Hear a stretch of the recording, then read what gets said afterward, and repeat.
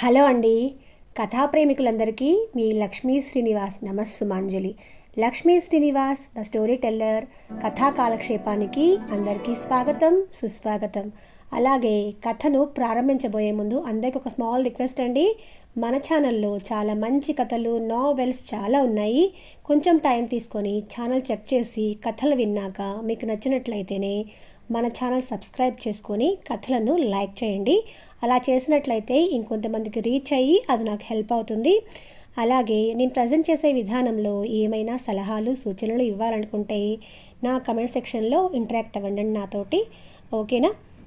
ఈ కథ డి కామేశ్వరి గారు రాశారండి. కథ పేరు ఇంటింటి కథ. 3వ భాగం నా మాటల్లో విందాం. దీనికంటే ముందు మిగతా 2 భాగాలు మన ఛానల్లో ఉన్నాయి. అది విన్నాక దీన్ని కంటిన్యూ చేయండి. పెళ్ళయ్యాక ఆ ఇంట్లో మరో వ్యక్తి రాకతో కోపతాపాలు చూపినా కూడా పడి ఉండే మనిషి దొరికాడు లతకి. ప్రసాద్ వివరాలు పెళ్లికి ముందే తండ్రి చెప్పాడు.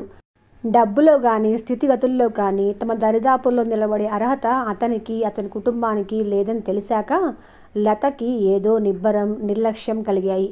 కేవలం డబ్బు కోసం తనని చేసుకుంటున్నాడు అని ఆమెకు తెలుసు. డబ్బు తనది కనుక అంతా యథావిధిగా ఇదివరకు మాదిరిగా తనదే అధికారం ఉంటుంది ఇంట్లో. ప్రసాద్ కేవలం భర్త. తను ఇంటికి, డబ్బుకి, ఆస్తిపాస్తులకి అధికారిని. తన కనుసన్నల్లో ప్రసాద్ మెలగాలి. ఆమె మాటలకి తల్లిదండ్రులు తలలూపి ప్రసాద్ అన్ని విధాలా యోగ్యుడని, ఉద్యోగం లేక బాధపడుతున్నవాడు.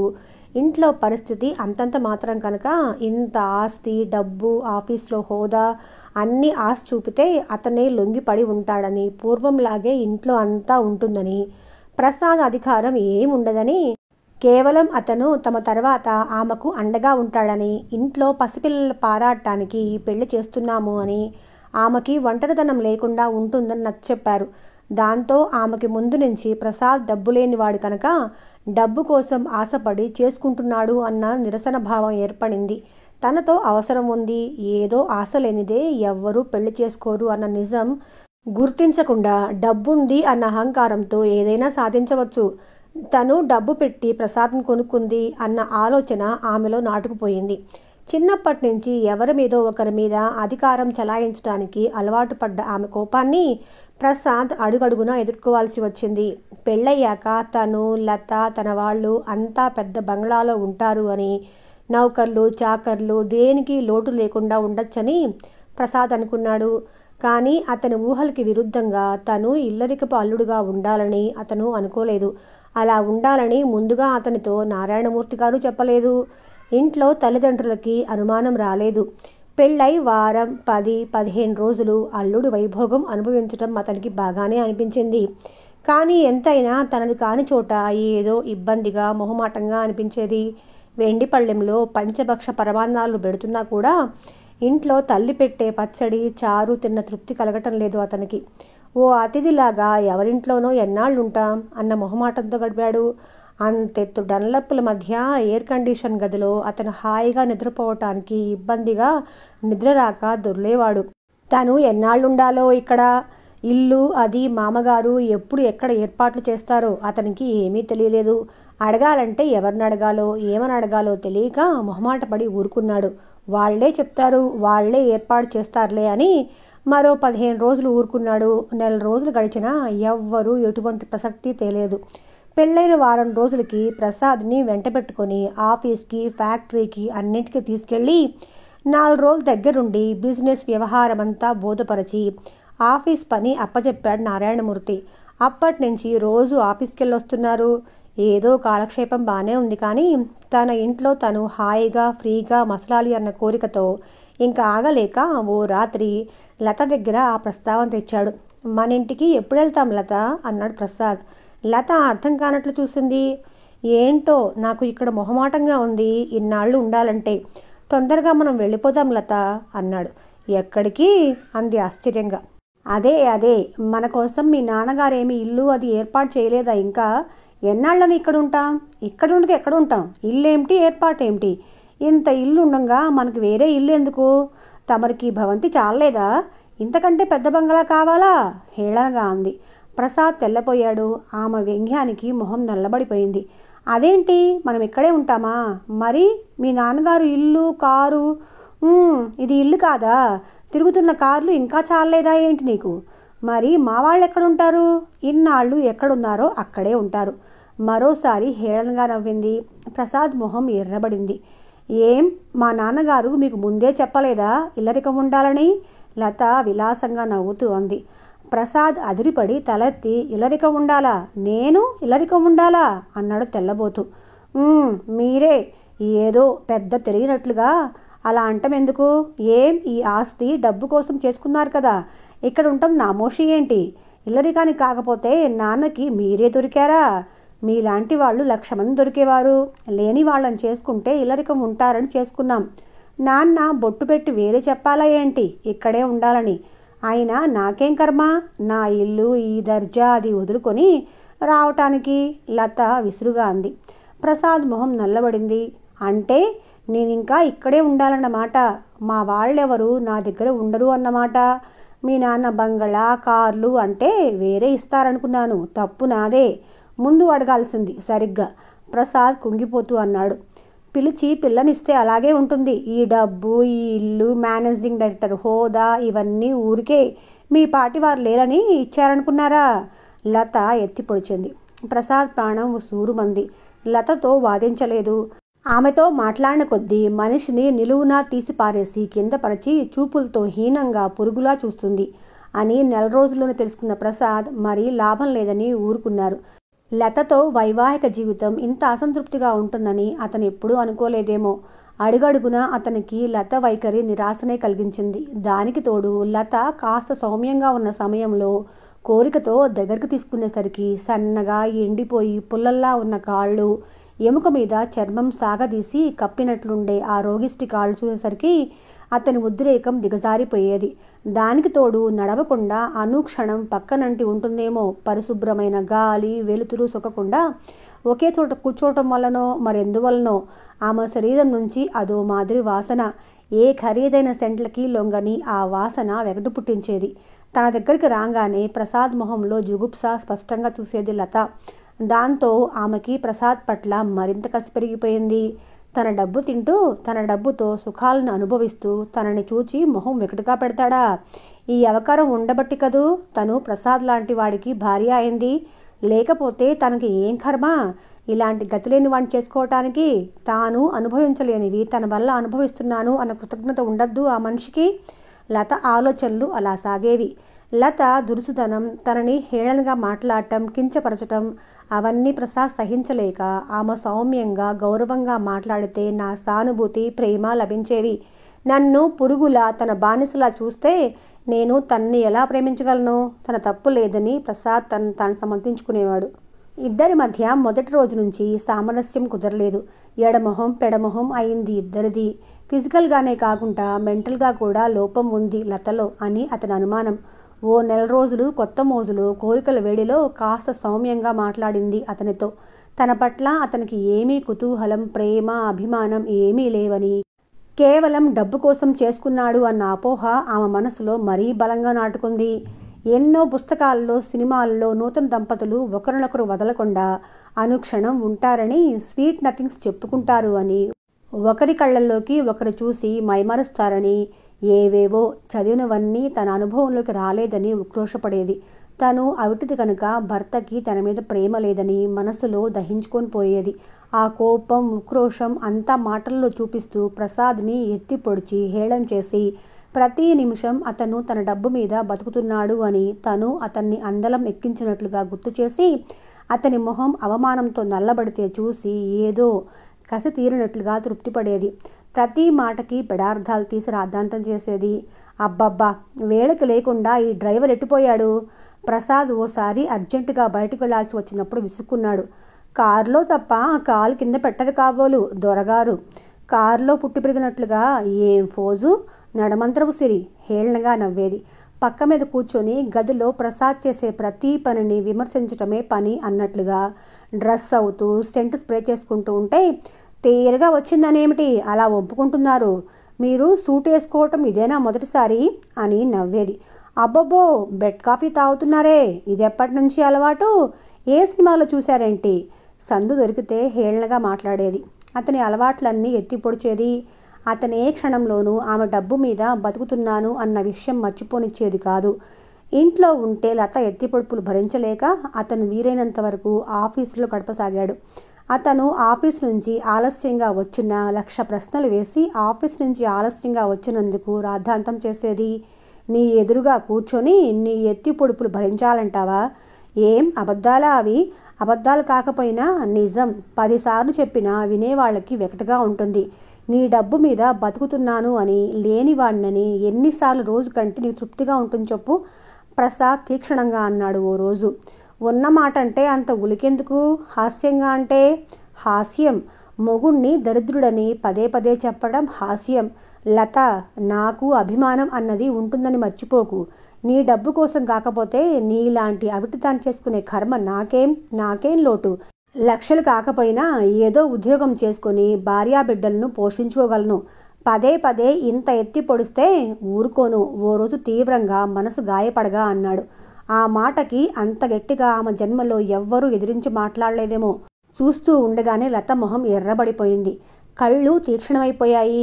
ఆ తర్వాత లత ఎంత హంగామా చేసిందో చూసిన ప్రసాద్ బిక్కతచ్చిపోయాడు.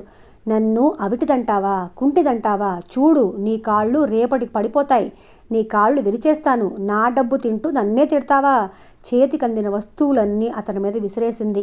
తలగళ్ళు, పుస్తకాలు, ట్రాన్సిస్టర్, మందు సీసాలు, బ్యాటరీ లైట్ అందుబాటులో ఉన్నవన్నీ విసిరేస్తూ ఏ కింది జాతుల వారో రోడ్డును బట్టి తిట్టుకుంటున్నట్లుగా నానా తిట్లు తిట్టి పెద్ద పెద్ద పెట్టున గోల ఆరంభించింది. ఆ కేకలకి, ఏడుపులకి కింద నుంచి తల్లి, తండ్రి, నౌకర్లు, చాకర్లు అంతా పరిగెత్తుకుని వచ్చారు. అంతవరకు లత ఎత్తి పొడుపులు, తను బాధపడటం అంతా ఇద్దరి మధ్యే ఉండిపోయాయి. కానీ ఆ రోజుతో అంతా బట్టబయలైపోయింది. డాడీ, వీణ్ణి పొమ్మను, ఇంట్లోంచి పొమ్మను. నన్ను కుంటితానన్నాడు. పొమ్మను డాడీ, నిన్ను చంపేస్తాను. ఆ పిచ్చి ఆవేశం చూసి ప్రసాద్ చకితుడైపోయి నోట మాట రానట్లుగా నిలబడిపోయాడు. తల్లి వచ్చి కూతుర్ని పొదుగు పట్టుకుని ఓదారుస్తూ బుజ్జగిస్తూ మాట మరిపించడానికి ప్రయత్నించసాగింది. నారాయణమూర్తి గారికి సగం విషయం అర్థమయ్యి ప్రసాద్ మాడిపోయిన మొహం చూసి అతనక్కడుంటే లత ఆవేశం మరింత ఎక్కువవుతుంది అని లాక్కెళ్ళి వేరే గదిలోకి తీసుకెళ్లిపోయాడు. అక్కడ ప్రసాద్ ద్వారా ముందు నుంచి లత వైఖరి అంతా విని నిట్టూర్చాడు. బాబూ, దానికి లోటుండటం వల్ల ఇన్ఫీరియారిటీ కాంప్లెక్స్ పెరిగిపోయి ఎవరన్నా దాన్ని లోకువుగా మాట్లాడితే పిచ్చి ఆవేశం వస్తుంది. చిన్నప్పటి నుంచి ఒక్కతే అవటం వల్ల మంకుతనం ఎక్కువైంది. రోగిష్టిదని, దాని కష్టం కలగకూడదని అది అన్నదానికల్లా తల ఊపాం. దాంతో దానికి మిగతా అందరినీ చిన్నచూపు చూడటం అలవాటైంది. నీవే సర్దుకోవాలి. దాని బాధ అర్థం చేసుకుని ఓర్పు వహించాలి ప్రసాద్. ఓర్పు ఎంతకని సహించను? ప్రతి నిమిషం కించపరుస్తూ ఉంటే ఎంతకని సాహసిస్తాను? కట్టుకున్న వాడినన్న గౌరవం కాదు కదా, నౌకరికి ఇచ్చినంత విలువ కూడా ఇవ్వకుండా తీసి పారేస్తుంటే ఎంతకని ఓర్చుకోను? మీకు డబ్బుంది, ఆ డబ్బుకి ప్రలోభపడే ఈ పెళ్లి చేసుకున్నాను నిజమే. అయితే మాత్రం నేను మనిషిని కాదా? ప్రసాద్ ఆవేశంగా అన్నాడు. ముందు నుంచి అంతా చెప్పాడు. నిజమే, కానీ ఏం చెయ్యని చెప్పు? దాన్ని మంచిగా లొంగదీసుకోగలం, కానీ ఏ మాత్రం అధికారం చూపినా అది సహించదు అంటూ ముసలాయన ప్రసాద్ని బతిమిలాడుకుంటూ గంట బోతపరిచాడు. నీవు నీ కూతురు గంగలో దూకండి, నేను పోతున్నాను. ఇంతకంటే అడుక్కొని తింటం నయం అనాలి అన్నంత ఆవేశం వచ్చింది ఆయన చెప్పిన సంజాయిషి వింటుంటే. కానీ ఆయన మొహం ఎదుట ఏమీ అనలేక ఊరుకున్నాడు ప్రసాద్. అతని అవస్థ అర్థమైంది ఆయనకి. కూతురు మీద పిచ్చి ప్రేమతో ఆయన నిస్సహాయుడైపోయాడు.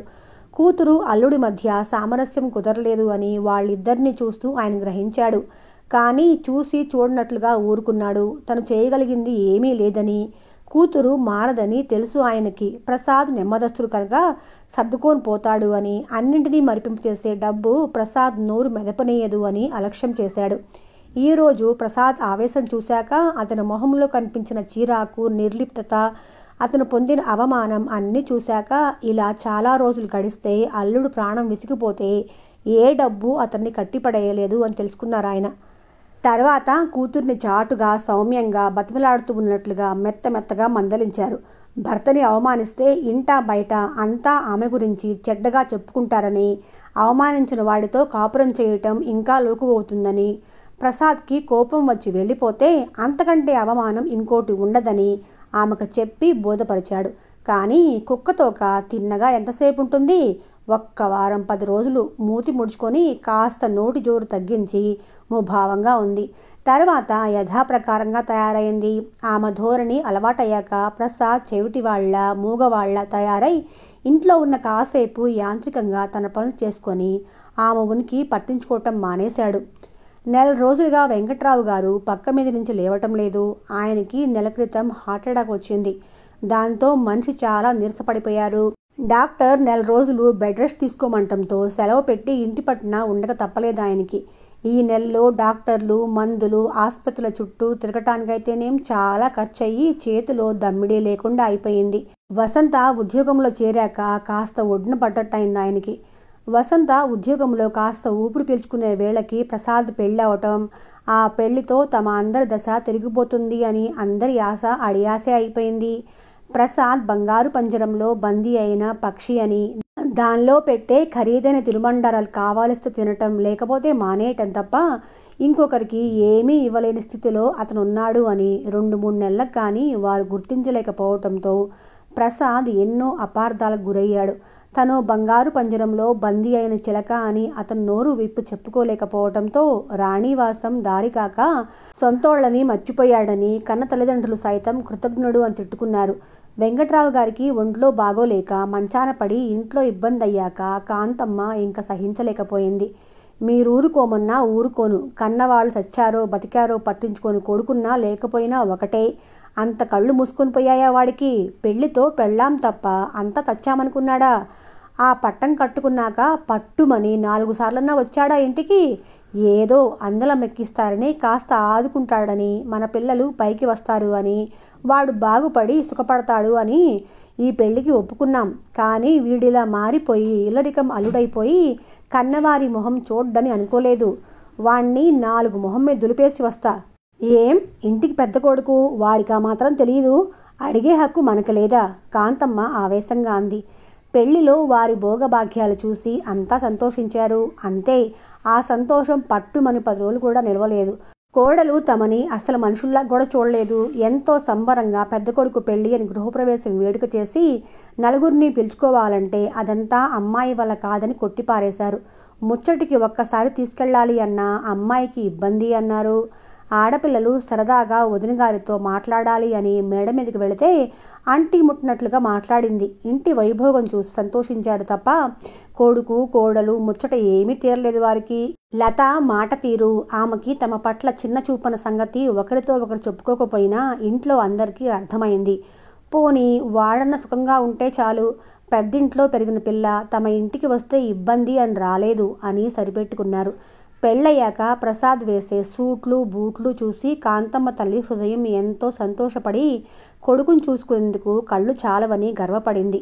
2-3 సార్లు ఆఫీస్ నుంచి అంత పెద్ద కారులో ఇంటికి వస్తే ఎవరో పైవాడు గొప్పవాడు వచ్చినట్లుగా హడావుడి పడ్డారంతా.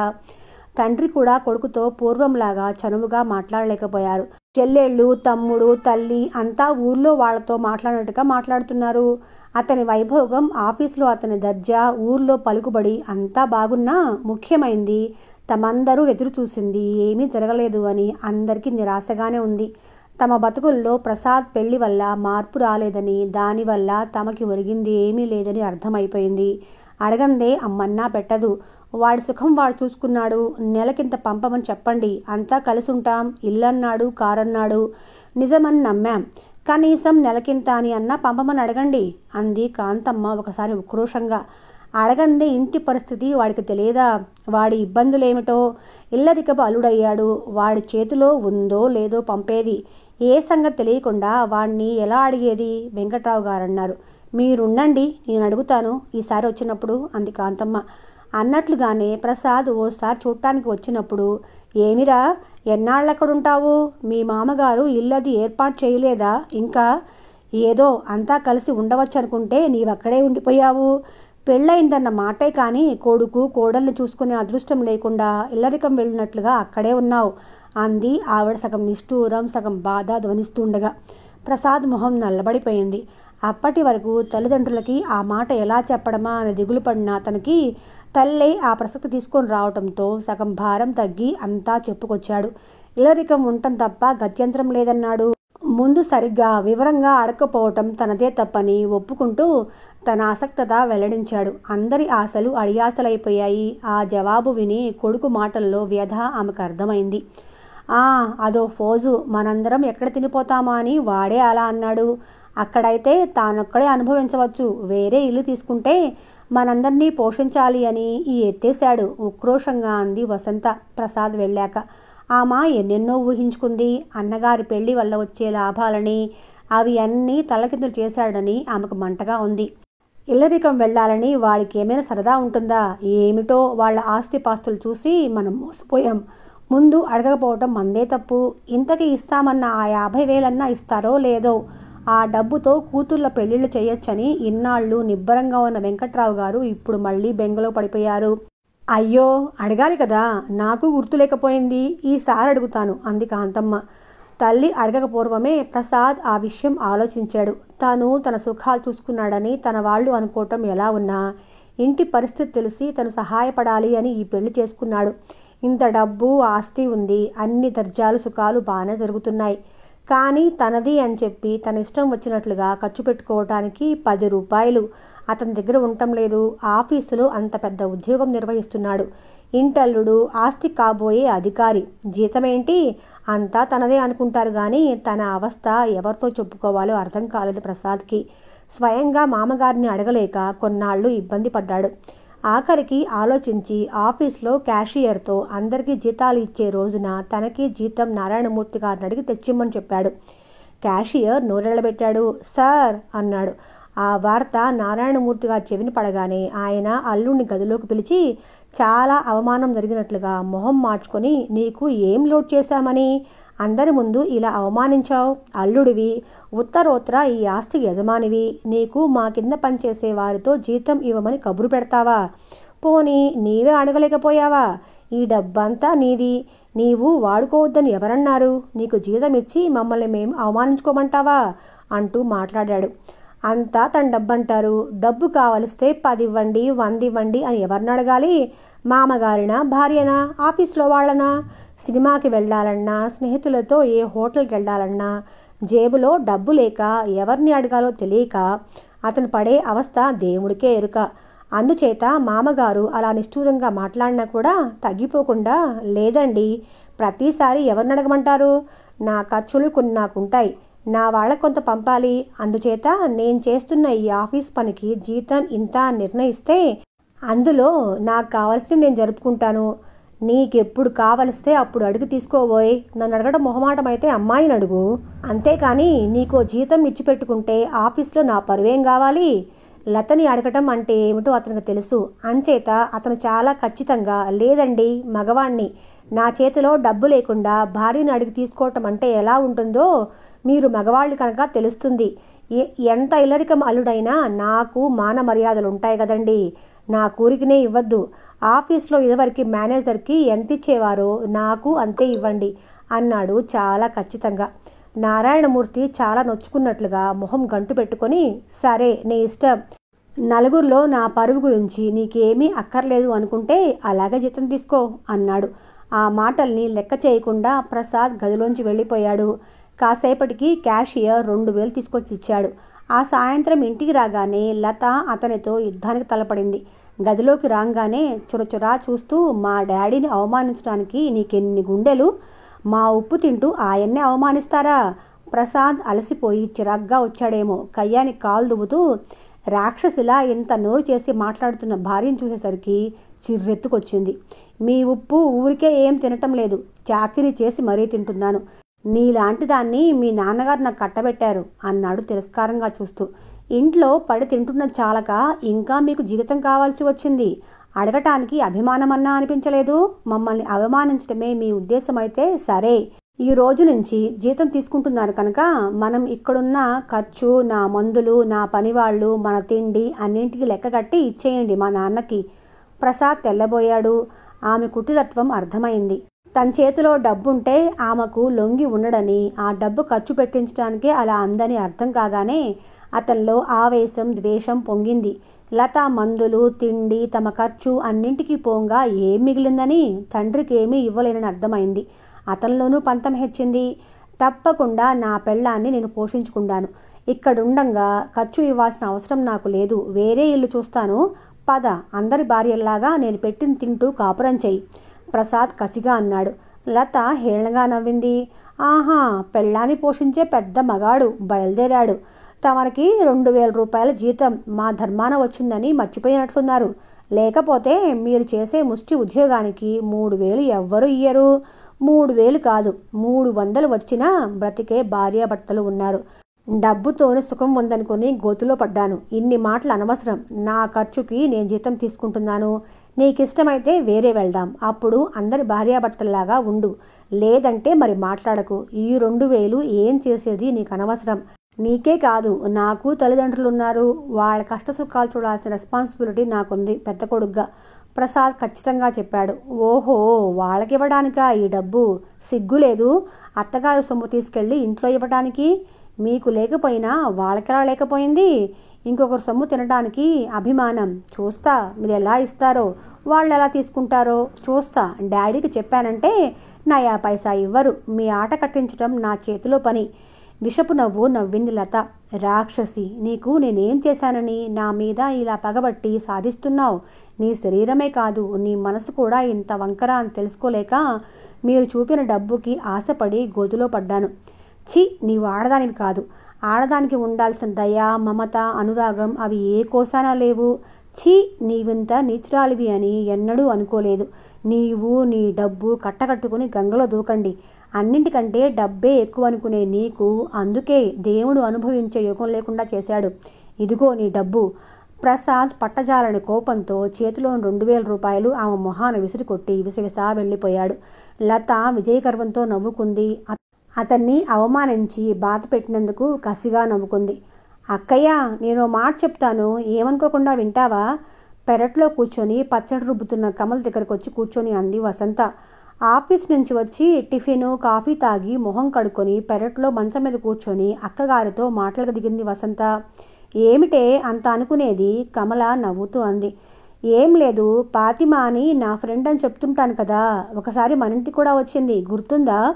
కమల కుతూహలంగా చూసింది. ఎందుకో ఉపోద్ఘాతం అన్నట్లుగా. పాతిమా వాళ్ళ అమ్మగారు ఒక క్రష్ నడుపుదామనుకుంటున్నారు. క్రష్ అంటే అదే బాలవిహార్ లాంటిది. ఉద్యోగాలు చేసుకునే ఆడవాళ్ళు తమ చిన్నపిల్లల్ని అక్కడ వదిలి వెళ్తారు. రోజంతా పిల్లల్ని చూసుకోవడానికి డబ్బు తీసుకుంటారు. అలాంటిది ఒకటి నడపాలి అన్న ప్లాన్లో ఉన్నారు ఆవిడ. ఆవిడకి సాయంగా ఇంకొకరిని తీసుకోవాలి అనుకుంటున్నారు. పాతిమా ఆ మాట చెప్పగానే చటుక్కున నీవున్నావు అని గుర్తొచ్చింది. ఆవిడికి సాయం అంటే ఏం లేదు, ఓ 10, 15, 20 మంది పిల్లల్ని జాగ్రత్తగా చూసుకోవాలి అంతే. ఆ డబ్బు ఇద్దరూ సమానంగా తీసుకోవచ్చు. ఆ పని మేం చేస్తామని లక్షల మంది ముందుకు వస్తారు. కానీ పాతిమా అమ్మగారితో నీ సంగతి చెప్పాను. నీలాంటి వాళ్ళకి అవకాశం ఇవ్వాలని ఆవిడ అనుకుని వెంటనే నిన్ను పంపమన్నారు. అక్కయ్య, రోజంతా ఇంట్లో కూర్చునేది, అక్కడే కూర్చుంటావు. నీకు పిల్లలతో హాయిగా కాలక్షేపం అవుతుంది. నెలకి ఏ 100, 200 సంపాదించుకోవచ్చు. ఇది మంచి అవకాశం అక్కయ్య. నీవు అంటే రేపే వెళ్దాం. వసంత ఆగి అక్కగారి వంక చూసింది. నేనేం చేయగలను? నాకేం తెలుసు? కమల తడబడింది. తెలియటానికి ఏముంది అక్కయ్య? నీకు పిల్లలు పుడితే వాళ్ళని చూసుకునేదానికి కాదా? వాళ్ళకి పాలు పట్టడం, ఏడిస్తే ఆడించడం అంతేగా. కానీ నీవు టైప్ నేర్చుకో, ఉద్యోగం అన్నావు. కమల అర్ధోక్తిలో ఆగిపోయింది. ఇది ఉద్యోగమే కదా అక్కయ్య. ఆ టైప్ నేర్చుకొని పాస్ అయ్యాక ఉద్యోగం వెంటనే దొరుకుతుంది అని ఏముంది? టైప్ పరీక్షలు పాస్ అవ్వటం ఓ ఏడాది, ఉద్యోగం దొరకటం మరో ఏడాది. ఇదంతా ఏం లేకుండా నెలకో 200 సంపాదించుకునే అవకాశం వస్తుంటే వదులుకోవటం తెలివి తక్కువ అక్కయ్య. అందులో నాన్న ఇప్పుడు నీ మీద ఓ 50, 60 ఖర్చు పెట్టే స్థితిలో కూడా లేడు. నీ టైపుకి బస్సు ఛార్జీలు ఇవన్నీ 50, 60 అవుతాయి. నీ అదృష్టం కొద్దీ నీకు ఈ అవకాశం వచ్చింది. వదులుకున్నావంటే విచారిస్తావు. ఆలోచించుకో. అమ్మా నాన్న ఏమంటారు? వాళ్ళున్న స్థితిలో 200 వస్తుంటే వాళ్ళ మాటలా ఉన్నా నీకు కాలక్షేపం, నీ బతుకు నీవు బతకాలి అన్న ధైర్యం ఉండాలి కదా. నా మాట విని ఒప్పుకో అక్కయ్య. కమల సాలోచనగా తల ఆడించింది. కమలని ఒప్పించటంలో కమల మీద శ్రద్ధ, జాలి మాత్రమే కాక వసంత స్వార్థమూ ఉంది. ఇంట్లో పరిస్థితి బొత్తిగా బాగాలేదు. తమ జీతంలో 100 రూపాయలు కూడా తనకు మిగిల్చుకోవటం కష్టంగా ఉంది. కమల ఏ 200 సంపాదిస్తే తను కాస్త ఖర్చు పెట్టుకోవచ్చు అని వసంత ఆశ. వసంత చెప్పింది విని వెంకట్రావు గారు గాఢంగా నిట్టూర్చారు. బాధ్యత తీసుకోవాల్సిన కొడుకు ఇంకోరి పంచన బానిస బతుకు బతుకుతున్నాడు. ఆడపిల్లల కష్టం మీద బతకాల్సిన దుస్థితి పట్టింది. కానీండమ్మా, వద్దనే శక్తి లేదు. దానికి ఓ కాలక్షేపం. దాని బతుకు అది బతకగలిగే మనస్థైర్యం ఉండటం మంచిదే. నా తర్వాత ఏ అన్నదమ్ముడు ఆదుకోడని అర్థమైపోయింది కదా. ఆయన గొంతు రుద్ధమైంది. కాంతమ్మ కన్నీళ్లు పెట్టుకుంటూ దాని రాత అలా తగలబడింది. ఉద్ధరిస్తాడు అనుకున్న కొడుకు అలా అయ్యాడు. ఇంకా దాని కష్టం కూడా తినే గతి మాకు పట్టింది అంది. అమ్మా, ఏంటా పిచ్చి మాటలు? ఉద్ధరించాల్సింది కొడుకులేనా? ఏం ఆడపిల్ల ఎందుకు పనికిరాదని మీ ఉద్దేశమా? ఆడపిల్ల డబ్బు తినకూడదు అని ఎక్కడన్నా రాసుందా? అవన్నీ పాతకాలం మాటలు. ఈ రోజుల్లో మగపిల్లలతో పాటు ఆడపిల్ల సమానమే. తల్లిదండ్రులు ఏనాడైతే ఆడపిల్ల అని నీరసంగా అనుకోవటం మాంతారో అప్పుడే మనలాంటి సంసారాలు బాగుపడతాయి ఆవేశంగా అంది వసంత. ఎంతసేపు కొడుకు కొడుకు అనుకుంటూ వాణ్ణి నెత్తికెక్కించుకొని వాడు పెట్టకపోయినా వాణ్ణే పట్టుకు వేలాడతారు తప్ప కూతురు తమ పిల్లలే అని, ఆమె కొడుకు కంటే ఎందులో తక్కువ కాదని ఎందుకు అర్థం చేసుకోరో ఈ తల్లిదండ్రులు. చాలేవే తల్లి, మాటకు ముందు ఉపన్యాసాలు ఇస్తావు కాంతమ్మ విసుక్కుంది. పాతిమాతలు చేయాల్సిన ఏర్పాట్లు అన్నీ చేసింది. ఓ పెద్ద కారు షెడ్డు అద్దెకు తీసుకొని పిల్లలకు కావాల్సిన బొమ్మలు, చాపలు, ఒక స్టవ్వు అన్నీ అమర్చింది. మొత్తం 25 మంది పిల్లల్ని చేర్చుకుంది. కమలకి 200 జీతం ఇచ్చేందుకు మిగతా లాభ నష్టాలు ఆవిడవే.